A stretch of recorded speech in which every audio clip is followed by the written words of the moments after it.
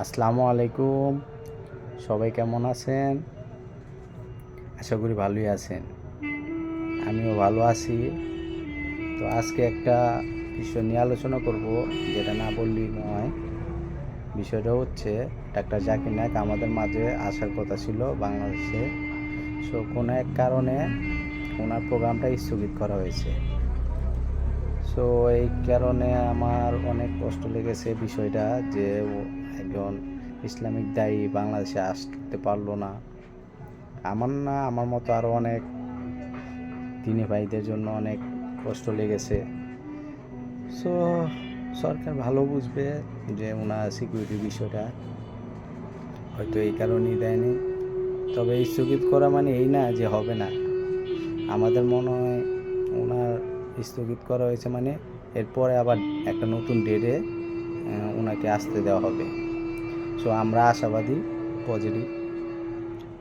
ইনশাআল্লাহ আমরা চাই ডাক্তার জাকির নায়েক বাংলাদেশে আসুক, কারণ ওনার রেফারেন্স শুনে অন্য ধর্মের লোকও ইসলাম ধর্ম গ্রহণ করে, যার কারণে ওনার লেকচার সারা ওয়ার্ল্ডে গ্রহণযোগ্যতা পায়।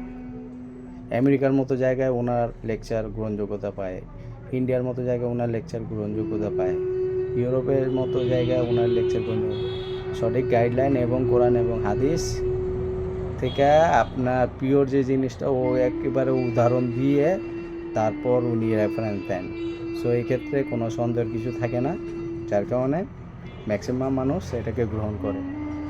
আর এই রকম লোক যদি আমাদের সাথে আসে, আমাদের বাংলাদেশে আসে, আমরা বাংলাদেশিরা, মুসলিমরা যেরকম উপকার হবে, অমুসলিমরা তার চেয়ে বেশি উপকার হবে। কারণ তারা জানে না যে তাদের ধর্মীয় সঠিক গাইডলাইন, তারা সেটা জানতে পারবে।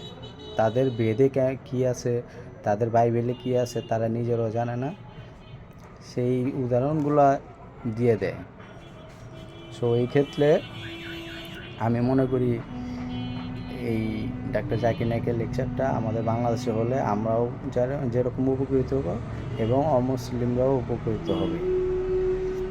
এখন আমরা সবাই মিলে দোয়া করি যেন ডাক্তার জাকির নায়েক বাংলাদেশে আসতে পারে এবং লেকচারটা দিতে পারে এবং আমরা সবাই সরাসরি দেখতে পারি।